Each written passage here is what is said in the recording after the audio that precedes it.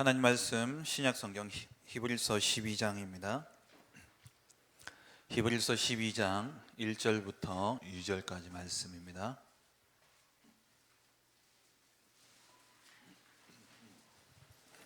히브리서 12장 1절부터 2절까지 말씀 다 같이 합독하시겠습니다.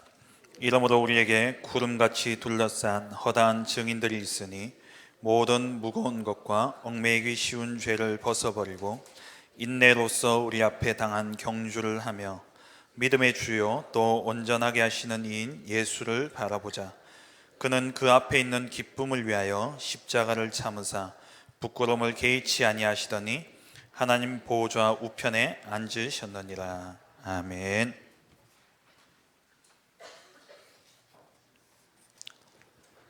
먼저 기도 제목부터 나누겠습니다.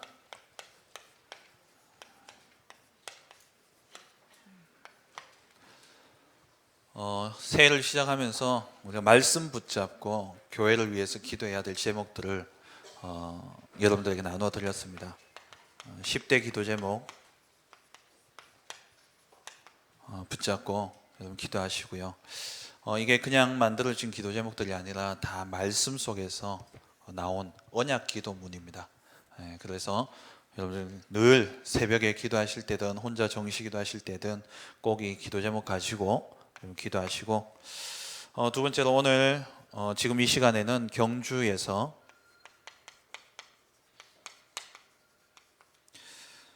전도기획위원회 워크숍이 진행 중에 있습니다.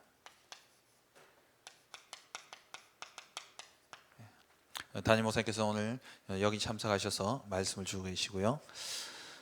정말 우리 교회가 전도 목회를 위해서 또 오직 전도만을 위해서 존재하는 교회로 모든 기획들이 이루어질 수 있도록 여러분 기도해 주시기 바랍니다.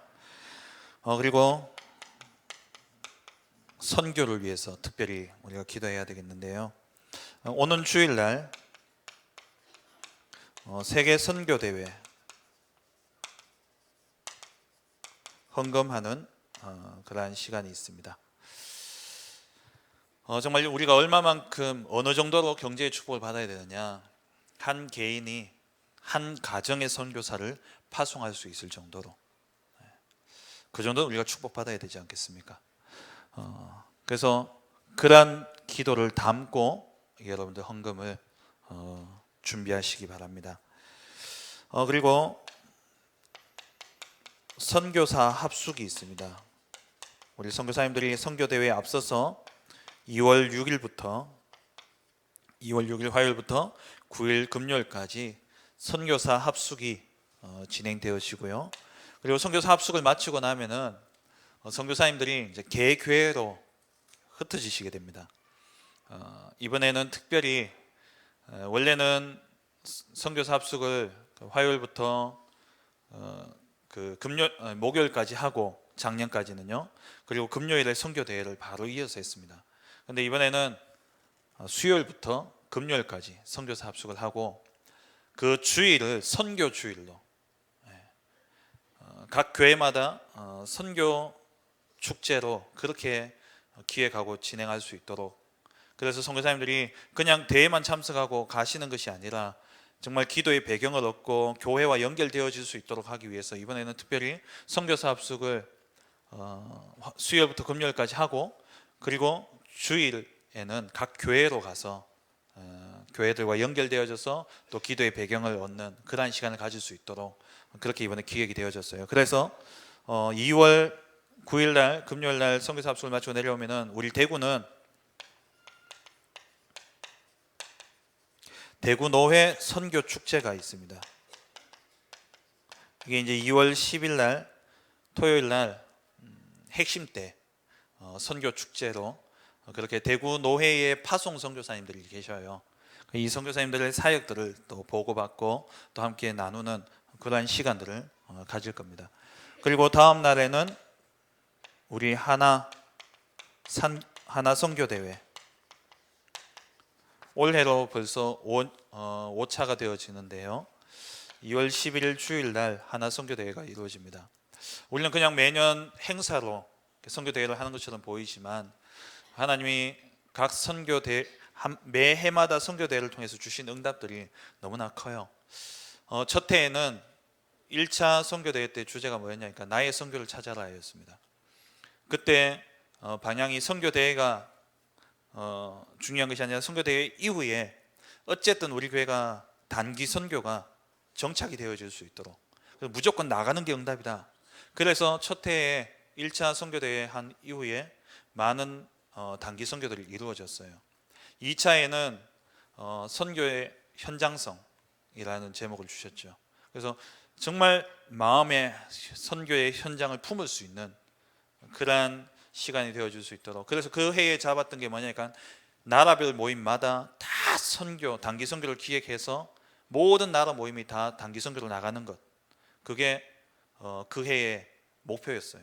근데 그 해에 진짜 응답이 그렇게 왔어요. 북한은 백두산 갔다 왔죠.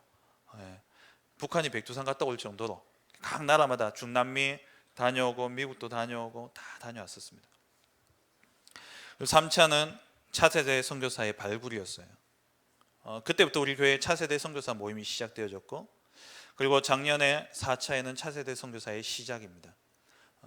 그래서 지금 이제 차세대 선교사들이 어느 정도 이렇게 좀 탄탄하게 되어졌어요. 그래서 이번에 지금 초등부 수련회가 진행 중에 있는데, 이 초등부 수련회 기간 동안에 본부에서 선교 대회에 맞춰 가지고 차세대 선교사 합숙이 있습니다.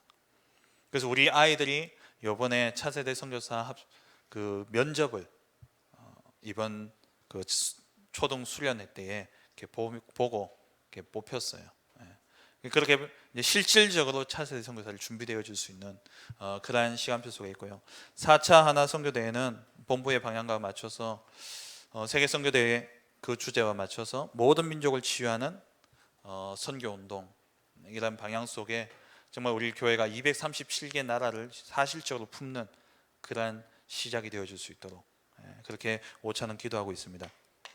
그리고 세계 선교대회가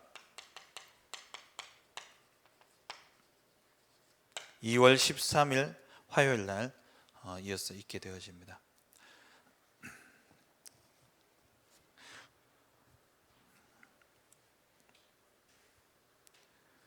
그리고 우리 이어서 있게 되어질 중남미 40일 집중훈련, 중남미 사역자 40일 집중훈련 우리 교회에서 이루게 진행되죠. 이를 위해서 기도해 주시기 바랍니다. 그리고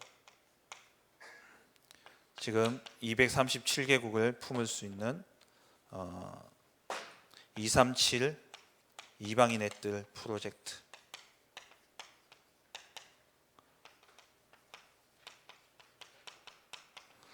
지난주에는 브라질이었고요. 오는 주일에는 한 번도 안 들어본 나라일 겁니다.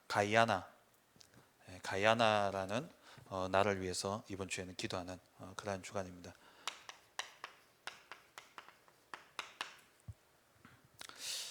그리고 훈련을 위해서 여러분 기도해 주시기 바랍니다. 지금 초등부 수련회가 진행 중에 있고요. 그리고 다음 주에 화요 집회가 타운별로 진행되어집니다. 대구에서 메시지를 들을 수 있는 그러한 기회가 있으니까 많이 참석하셔서 말씀의 흐름 속에 또 인도 받으시고요. 그리고 다음 주 수요일부터 금요일까지 우리 안수 집사님들 집중훈련이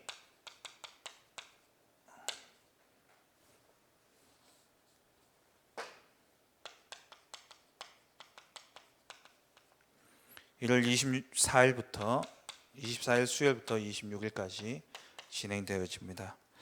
그리고 여러분 코다라는 말 들어보셨습니까? 코다는 농인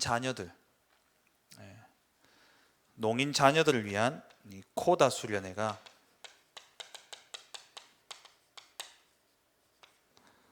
오는 주일부터 1월 21일부터 23일까지 진행되어집니다. 이 아이들이 진짜 복음으로 섣버리면은 부모로부터 수화를 배우고 또 이 아이들은 또 말을 할 수 있는 아이들이기 때문에 진짜 농인 현장을 살릴 수 있는 그러한 중요한 문들이 되어지죠. 이들을 위해서 여러분 꼭 기도해 주시고, 그리고 자폐 치유 캠프가 있습니다. 자폐 치유 캠프가 1월 24일부터 26일까지 진행되어지고, 마지막 이번 주에 군 합숙에 들어가는 친구들이 있습니다.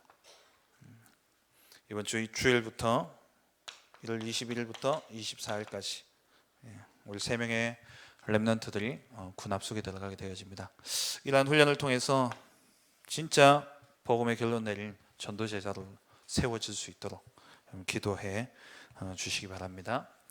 오늘 제목은 예수를 바라보라입니다. 올 한 해는 우리가 히브리서를 통해서 많은 은혜를 받고 또 치유를 받고 또 그 말씀의 성취를 보는 그러한 복된 한 해가 되어질 것입니다. 그래서 오늘 이 시간 예수를 바라보라라는 제목으로 히브리서 전체에 대한 부분들을 조금 나누고, 이 부분들을 가지고 또 올 한 해 말씀의 인도를 받으면 조금 더 은혜가 크리라 생각되어집니다. 먼저 구약에는 레위기서가 있죠. 그래서 히브리서의 별명이 뭐냐니까 신약의 레위기입니다. 피에 대한 이야기들이 많이 나오죠. 이 히브리서의 저자는 기록되어져 있지 않습니다. 그래서 저자는 모르는 것이죠. 근데 많은 학자들이 이렇게 추론하기를 바울이거나 혹은 바울의 일행이 있었을 것이다라고 보통 추론합니다. 바울이나 바울 전도팀이 있었을 것이다. 그 근거를 어디서 찾냐면 히브리서 12장 13장 23절에 보면은 마지막 인사를 하면서 우리 형제 디모데가 놓인 것을 너희가 알라라고 그렇게 이야기를 해요. 형제 디모데에 대한 이야기를 언급하고 있기 때문에, 그리고 또 필체나 또 이렇게 내용들을 봤을 때 이 정도, 이건 그 히브리서는 편지지만 편지라기보다 학자들이 뭐라고 표현하냐면은 논문이다라고 이야기해요. 하나하나 구약의 성경들을, 신약 성경에 보면은 구약 성경을 많이 인용하고 있지만 히브리서만큼 구약 성경을 많이 인용한 책은 잘 없습니다. 마태복음도 많이 인용하고 있지만 하나하나 다 이렇게 근거를 대고 증명하고 있는 게 히브리서예요. 그래서 그런 걸 봤을 때에 바울이 아닐까라고 이렇게 추론을 하는 것이죠. 대상은 누구였냐? 목사님 말씀 중에도 계속 말씀 주셨습니다만은 이 유대인들 가운데 개종한 유대인 기독교인들이 그 대상들이었죠. 그래서 히브리서는 구약을 가지고 하나하나 증명을 하고 있는 것입니다. 마태복음도 마찬가지죠. 마태복음도 대상이 누구냐? 유대인들을 대상으로 썼어요. 그래서 마태가 예수님의 그 행적 하나하나를 그분이 그리스도임을 증명하기 위해서 구약의 성경들을 하나하나 인용해 가지고 이 말씀을 응하게 하려 함이라, 이 말씀이 선지자로 하신 말씀을 이루려 함이라, 이런 말씀을 통해 가지고 계속 이렇게 이야기를 하고 있죠. 히브리서의 대상은 유대인들 개종자들입니다. 이 히브리서에 쓰여진 배경을 보면은 1세기 말에 있었던 극심한 핍박과 박해가 있었죠. 특히 이 유대교인들이, 그러니까 믿는 이 유대인들의 핍박이 너무나 이렇게 심했었습니다. 그래서 이들이 핍박도 하지만 때로는요 회유를 하는 거예요. 어떻게 예수가 그리스도냐 이러면서 회유를 하는 겁니다. 거기에 대해서 예수가 그리스도다라는 것을 증명해 보이는 것이 바로 히브리서죠. 그래서 이 유대교인들의 회유에 있어서 여기에 대한 증명을 하기 위해서 기록되어진 것이 바로 히브리서입니다. 그래서 히브리서는 가장 먼저 뭐에 대해서 이야기하고 있냐? 목사님을 통해서 우리가 말씀을 받았지만 그리스도의 우월성에 대해서 이야기하고 있는 것이 히브리서입니다. 1장부터 10장까지 그리스도의 우월성에 대해서 이야기를 하고 있어요. 한 7가지 정도에 대해서 이야기를 하고 있는데, 첫 번째로 그리스도는 누구보다 우월하냐? 이 유대인들이 그렇게 믿고 그 말씀을 따르려 했던 선지자들을 통해서 이들이 말씀을 받았잖아요. 근데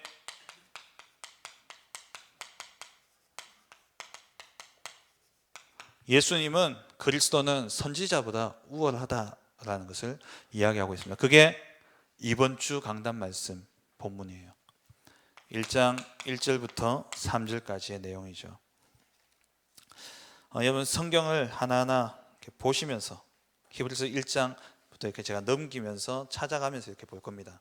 그래서 여러분 성경을 좀 펴서 같이 보시면 되겠습니다. 1장 1절을 보면 옛적의 선지자들을 통해서 여러 부분과 여러 모양으로 우리 조상들에게 말씀하신 하나님이, 이 선지자를 통해서 말씀하신 그 하나님이 2절에 가서는 이 모든 마지막 날에는 이제 예수님이 오신 말세는 언제입니까? 마지막 날은, 말세는 언제부터 시작이냐? 예수님이 오셨다가 승천하신 이후부터 말세예요.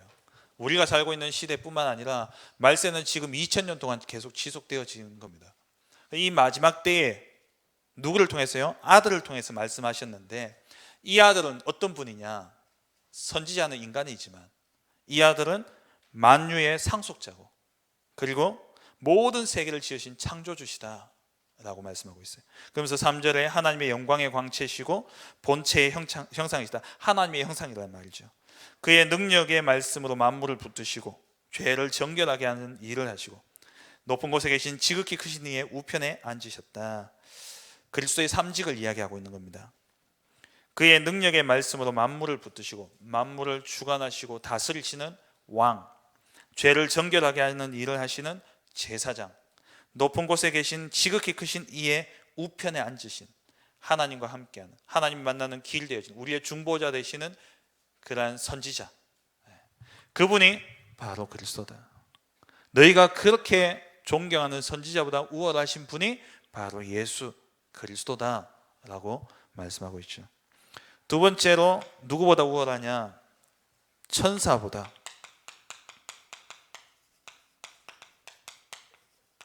그리스도는 천사보다 우월합니다. 1장 4절부터 2장 18절까지의 내용이 이러한 내용을 이야기하고 있는데요. 이 당시에는 유대인들 가운데서는 어떤 신앙이 있었냐면 천사 숭배 사상이 있었습니다. 천사를 실질적으로 섬겼어요. 그러한 신앙을 지금도 가지고 있는 교회가 정교회입니다. 뭐 러시아 정교회, 그리스 정교회, 정교회 들어보셨죠? 거기는 아직도 천사를 숭배하고 있어요. 이들이 천사를 숭배하는데 이 천사는 어떠냐? 1장 4절을 보십시오. 그가 천사보다 훨씬 뛰어남은 그들보다 더욱 아름다운 이름을 기업으로 얻으심이니 5절에 너는 내 아들이라.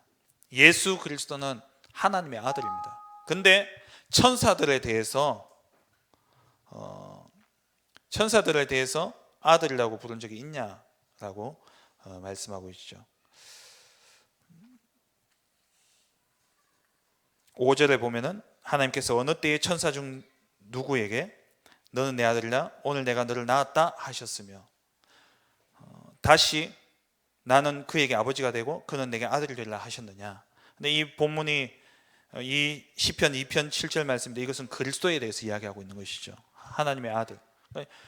예수 그리스도는 하나님의 아들인데 천사가 하나님의 아들이라고 한 적이 언제 있냐? 이 천사는 어떤 존재냐면 2장 14절에 섬기는 영이다. 종이란 말이에요. 종과 아들 중에 누가 높습니까? 아들이 높죠.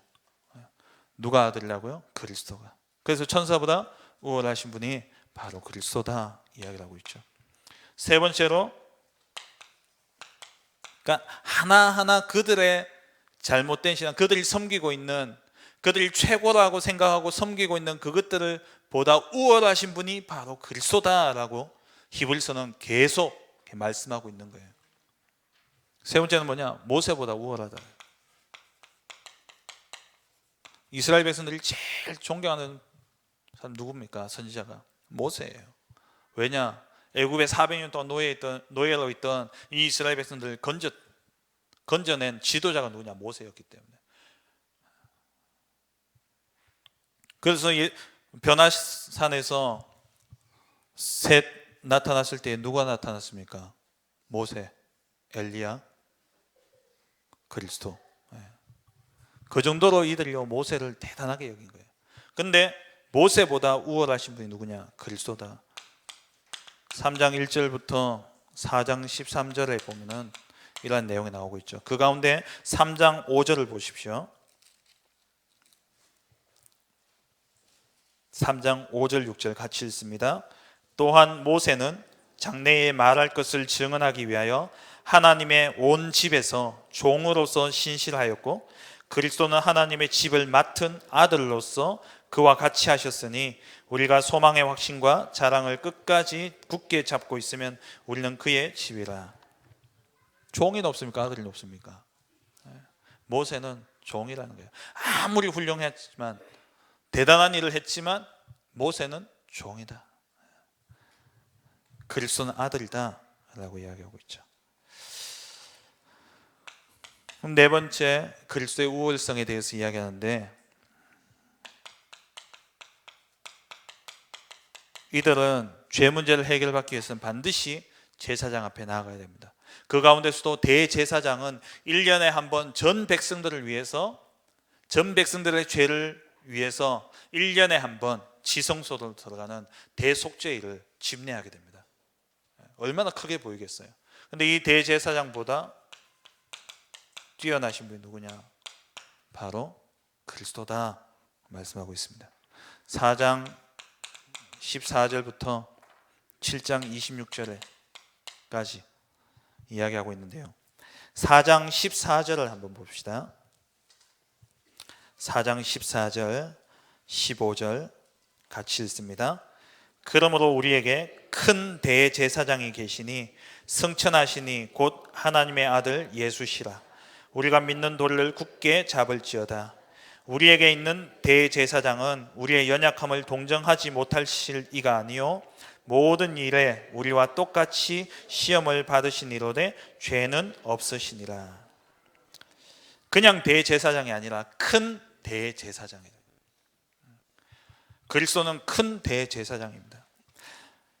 이 일반적으로 대제사장은 사람 가운데서 택함을 받죠. 사람이에요. 모든 인간은 뭘 가지고 태어납니까? 죄를 가지고 태어나죠. 원죄 아래 있다는 거예요. 모든 사람은 죄를 지으며 살아갑니다. 죄의 영향 아래 있고요. 그래서 대제사장도 백성들의 죄를 대신해서 그 제사를 집례하지만 그 이전에 이 대제사장이 꼭 해야 되는 일이 있어요. 그게 뭐냐? 자기의 죄를 씻기 위해서, 자기를 위해서 먼저 제사를 드리고 그 다음 백성을 위해서 드려야 되는 거예요. 근데 예수님은 뭐가 없다고요? 죄가 없으시다는 거예요. 5장 1절 보세요. 대제사장마다 사람 가운데서 택한 자이므로 하나님께 속한 일에 사람을 위하여 예물과 속죄하는 제사를 드리게 하나니 그가 무식하고 미혹된 자를 능히 용납할 수 있는 것은 자기도 연약에 휩싸여 있음이라. 그러므로 백성을 위하여 속죄제를 드림과 같이 또한 자신을 위하여도 드리는 것이 마땅하니라. 대제사장이 그 큰 대속죄 일에 지성소에 들어가면서 그 큰 제사를 집례하지만 그 이전에 자기 문제부터 먼저 해결받아야 되는 거예요. 근데 그리스도는 자기의 죄 없기 때문에, 죄 없으시기 때문에 단번에 자기를 드리게 되어진 것이죠. 그래서 대제사장보다 우월하십니다. 그런데 문제는 뭐냐? 이 예수님이 제사장이라고 이야기하기에는 출신이, 원래 대제사장은 어느 지파입니까? 레위 지파죠. 레위 지파만이 대제사장이 될 수 있는 거예요. 근데 예수님이 대제사장이라 그러니까 이 유대인들이 이제 걸고 넘어지는 거죠. 어떻게 유다 지파인 예수가 대제사장이 될 수 있냐? 그래서 이 히브리서 기자가 증거로 들된 게, 표현이 좀 그렇습니다만, 증거로 내세운 게 누구냐? 멜기세덱입니다. 어디서 들어봤죠? 어디에 나올까요? 창세기 14장에 소돔과 고모라 땅에 전쟁이 일어나가지고 조카 롯이 포로로 끌려가게 되죠. 그때 아브라함이 가병 318명을 이끌고 그 전쟁에 승리하고 그 포로된 백성들과 재물을 취해가지고 돌아오게 됩니다. 그때 마중 나온 사람이 누구였냐? 멜기세덱과 소돔 왕이었어요. 그때 이 아브라함이 멜기세덱은 아브라함에게 포도주와 떡을 주고, 이 아브라함은 멜기세덱에게 뭘 줬습니까? 11조를 줬어요. 11조 누구에게 드리죠? 제사장에게. 그러니까 제사장이 그 11조를 받아서 쓰게 돼 있잖아요. 그래서 레위 지파를 위해서 사실은 11조를 드렸죠. 그래서 멜기세덱의 반차를 따라왔다, 이 말은 뭐 차표 반차가 아니고 멜기세덱의 계를 따라왔다, 이 말이에요. 이 말은 뭐냐니까 멜기세덱에 대해서 이야기하기를 7장 1절을 보세요. 멜기세덱은 살렘 왕이요 지극히 높으신 하나님의 제사장이라. 여러 왕을 쳐서 죽이고 돌아오는 아브라함을 만나 복을 빈 자라. 아브라함이 모든 것의 10분의 1을 그에게 나누어 주니라. 근데 이 멜기세덱이 어떤 사람이냐? 7장 3절을 보니까 아버지도 없고 어머니도 없고 족보도 없고 시작한 날도 없고 생명의 끝도 없어 하나님의 아들과 닮아서 항상 제사장으로 있느니라. 이 멜기세덱의 제사장이었어요. 근데 레위 지파는 언제 나왔습니까? 아론의 후예 가운데, 제사장은 아론의 후예 가운데서 이제 제사장이 나오게 되어졌죠. 그러니까 그 이전에 이미 제사장이 있었다는 거예요. 어디서 왔는지도 모르겠고 어떤 출처도 기원도 알 수 없는, 예수님이 그런 분이시라는 거예요. 예수님이 그리스도라니까 저 목수 아들 아니냐 그렇게 막 따지는데, 그게 아니라 어디서 왔는지 어디서 기원이 되어졌는지 알 수 없는 그리스도. 그 멜기세덱과 같이 제사장으로 오셨다, 그 말입니다. 이 멜기세덱의 반차라는 것은 멜기세덱처럼 분명히 제사장은 맞는데 레위 지파는 아니라, 근데 하나님이 세우신 제사장이, 그것처럼 예수 그리스도도 하나님이 세우신 대제사장이 되셨다라는 것을 증명하고 있는 게 바로 5장에 나오는 그런 내용이죠.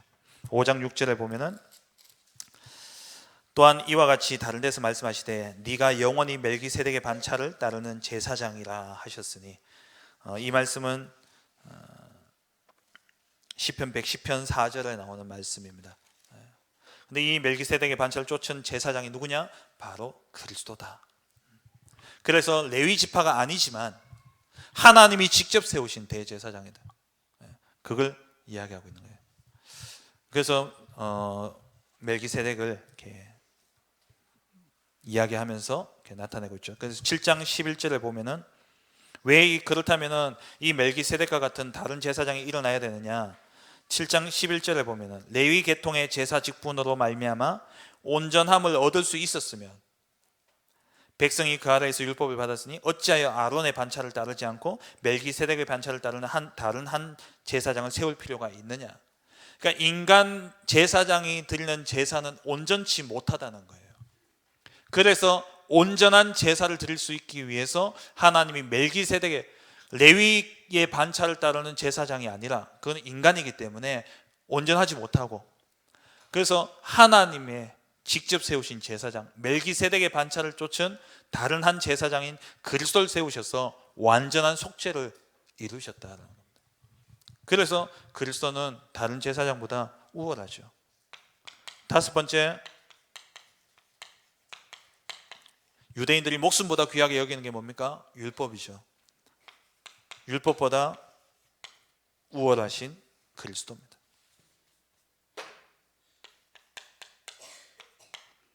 하나님이 율법을 폐하시고 새 언약을 주시기도 하셨죠. 그래서 예수 그리스도는 새 언약의 중보자가 되십니다.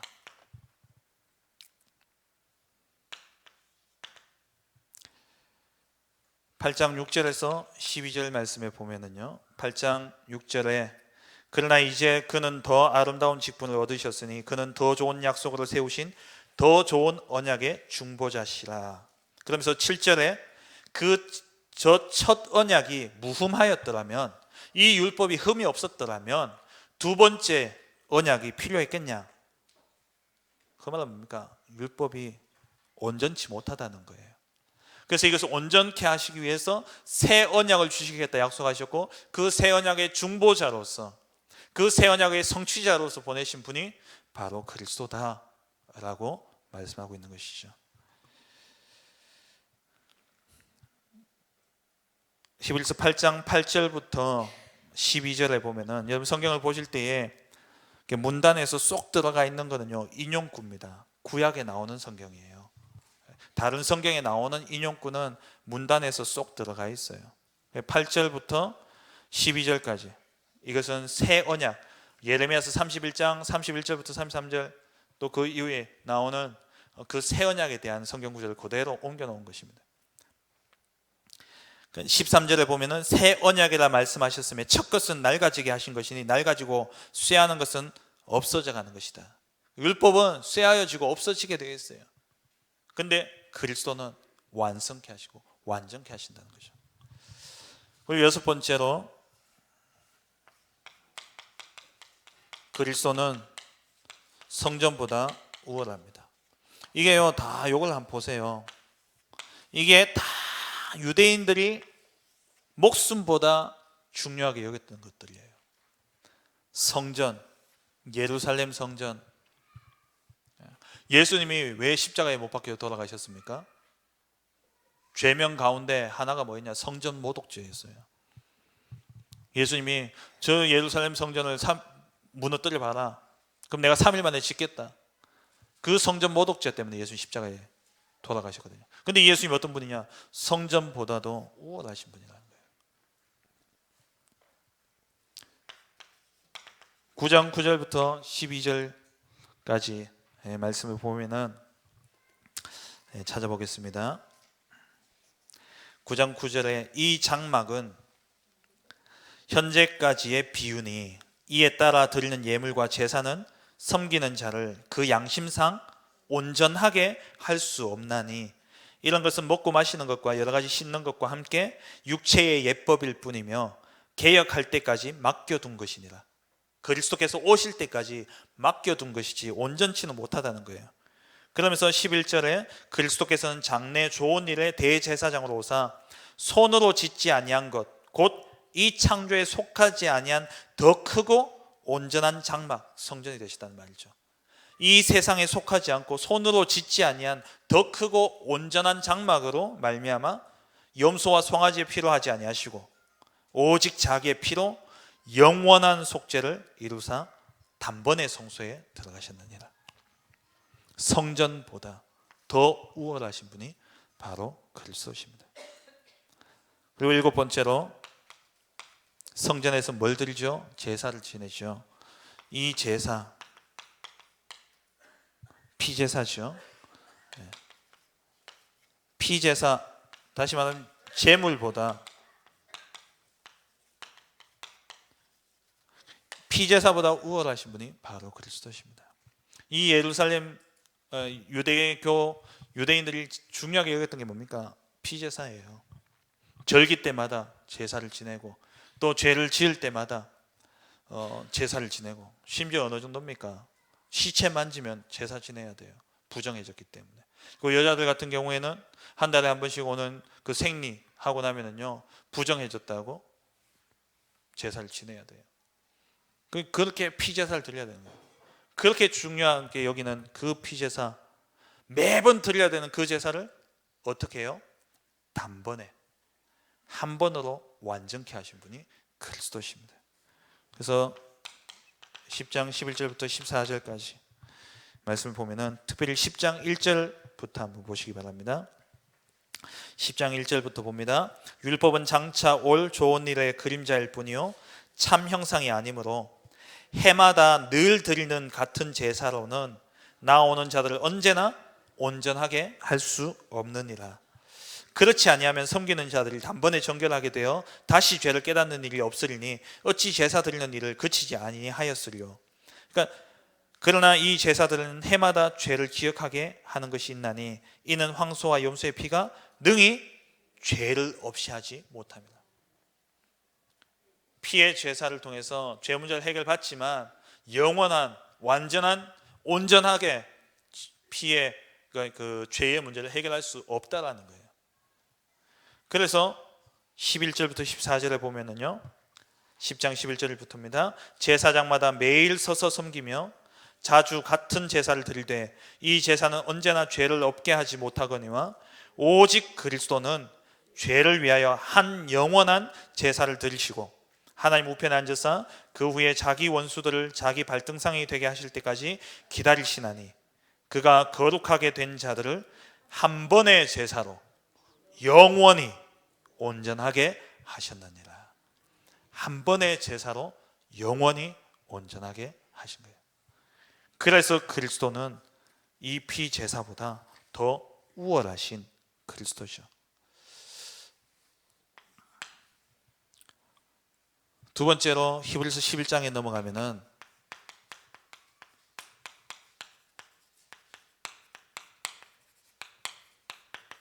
세상이 감당치 못하는 믿음의 증인들이 나오게 됩니다.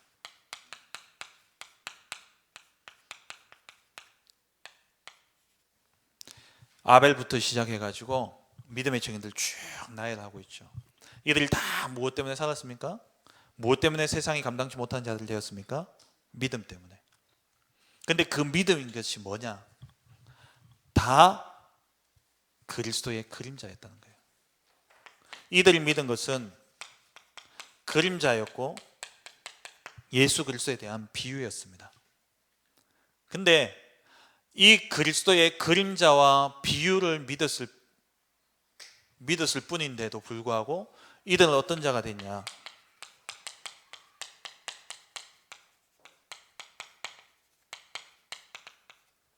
세상이 감당치 못하는 사람이 되었어요. 이 저자가 무슨 이야기를 하고 싶냐? 봐라, 그리스도는 이렇게 우월하신 분이다. 너희가 구약을 통해서 섬기고 존경하는 그 믿음의 증인들이 하나같이 너희가 보는 그대로 승리했다. 핍박과 박해 가운데서도. 근데 뭐 때문에 누구를 믿었냐? 그리스도를 믿은 것이다. 그러면서 39절을 보세요. 39절 같이 읽습니다. 11장 39절. 이 사람들은 다 믿음으로 말미암아 증거를 받았으나 약속된 것을 받지 못하였다.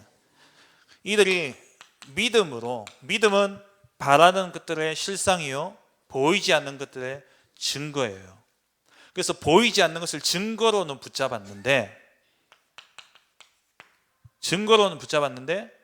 약속된 것을 받지는 못했어요.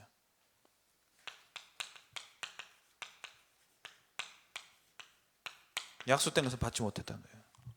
약속된 게 뭡니까? 그리스도예요. 그리스도예요.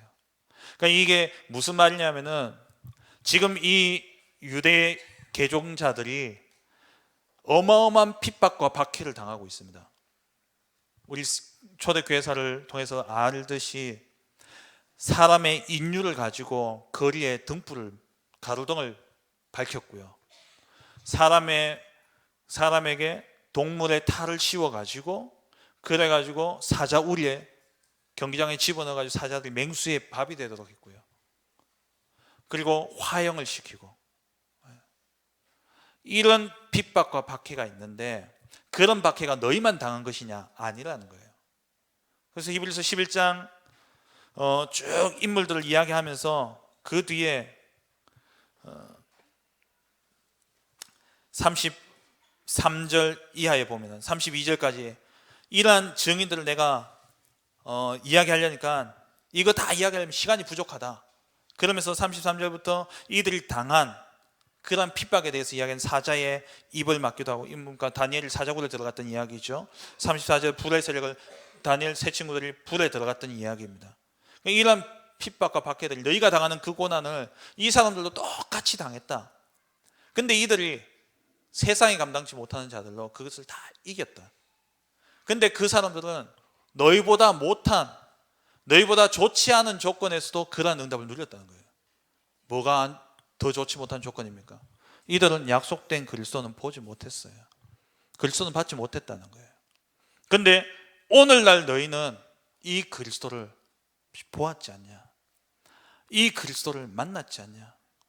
그걸 이야기하는 거예요. 그래서 40절을 보세요.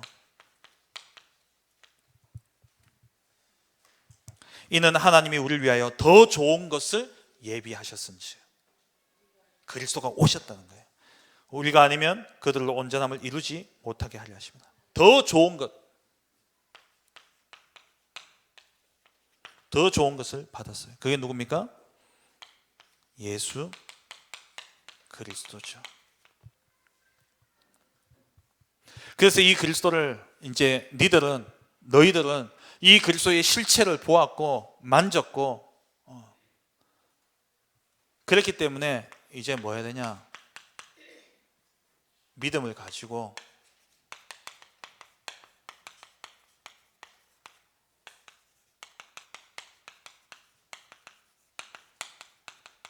믿음의 경주를 하라는 거예요. 이 믿음을 가지고 실체로 오신 그리스도, 그 믿음의 주요 온전하게 하시는 이 예수를 바라봄으로 그 모든 징계와 어려움들을 능히 인내로서 믿음의 경주하라는 거예요. 경주하는 사람은요, 옆에 무슨 일이 있어도요, 목표만 보고 달려가야 됩니다. 예전에 마라톤 선수가 마라톤 하고 있는데 1등으로 달리고 있는데 갑자기 관중이 뛰어나와가지고 마라톤 선수 끌어안고 넘어져 버렸잖아요.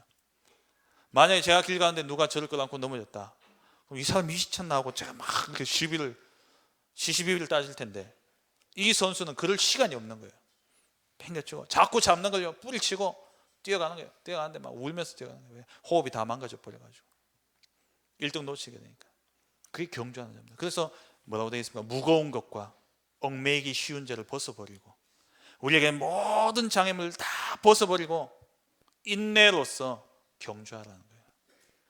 그냥 이 꽉 깨물라 이 말 아닙니다. 그러면 이 다 나가요. 그럼 치과에서만 돈 벌어요. 임플란트 해야 되기 때문에.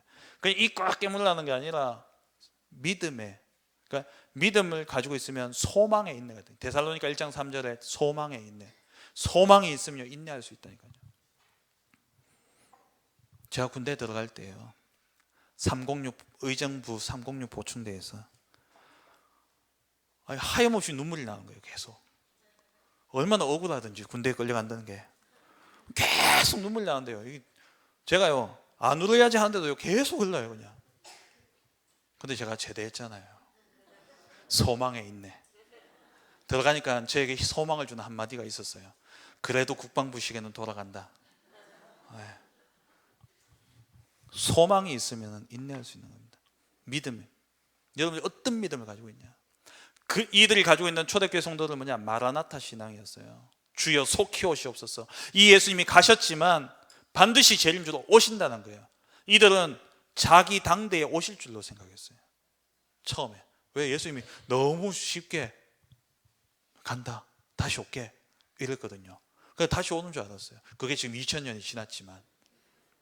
그러니까 이들은요, 부끄럽지 않은 신앙인으로서 내가 부인하고 내 목숨 살려고 부인하고 살려고 하는 그 순간에 예수님 오시면 어쩌나, 그래가지고요 불 속에 들어가고 사자굴 속에 들어가고 그랬던 거예요. 소망에 있네. 소망에 있는 어디서 나오느냐? 믿음에서 나온다. 그래서 히브리서 12장에 보면은 무슨 이야기를 하냐? 징계에 대해서 이야기를 하고 있어요. 징계가 없으면 사생자다. 징계는 있어야 된다. 너희가 당하는 핍박과 박해는 있어야 된다. 왜냐? 그게 10절 보면은요, 그들은 잠시 자기의 뜻대로 우리를 징계하였거니와, 그러니까 아버지가 자식을 징계하는 부분을 이야기하는 거죠. 그 아버지들은 잠시 자기의 뜻대로 자녀를 징계하였지만 오직 하나님은 우리의 유익을 위하여 그의 거룩하심에 참여하게 하시느니라. 11절에 무릇 징계가 당시에는 즐거워 보이지 않고 슬퍼 보이나 후에 그로 말미암아 연단받은 자들은 의와 평강의 열매를 맺느니라. 그래서 뭐하냐? 믿음의 경주를 하라는 거예요.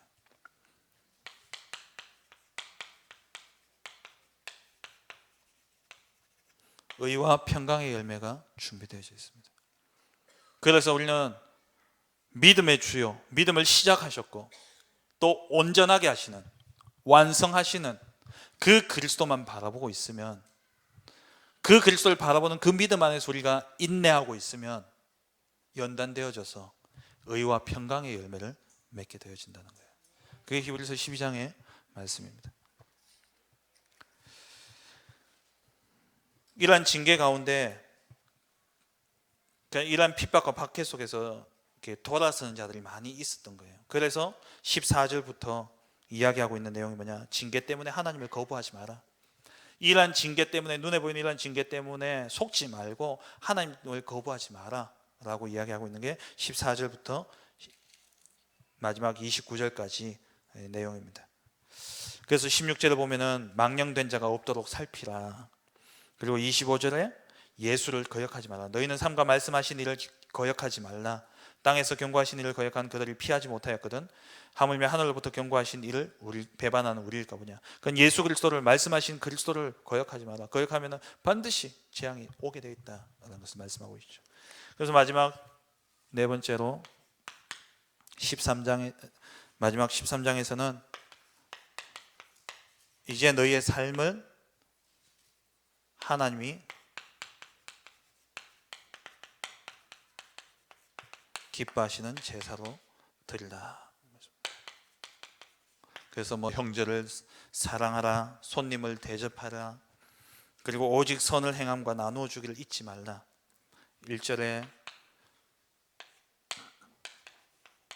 형제 사랑하라,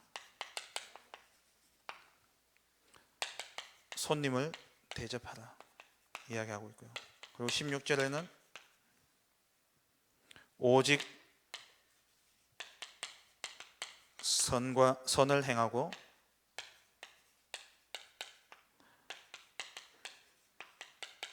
나눠주라 말씀하고 있죠.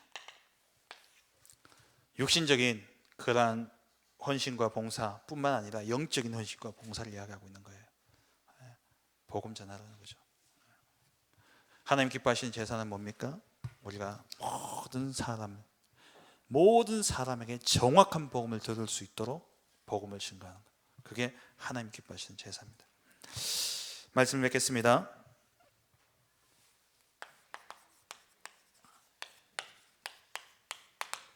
히브리서 4장 16절에 긍휼하심을 우리가 받았고, 그리고 때를 따라 돕는 은혜를 얻기 위하여서 은혜의 보좌 앞에 담대히 나아가라. 히브리서 12장 2절 믿음의 주요 온전하게 하시는 이인 예수를 바라보라. 그리스도, 모든 것보다 우월하신 그리스도. 이 땅에 그 어떤 것도 온전케 할 수 있는 것이 없어요. 인간에게서 나오는 것은 그 어느 것도 우리를 온전하게 할 수는 없습니다. 믿음의 주요 온전하게 하시는 이인 예수를 바라보라.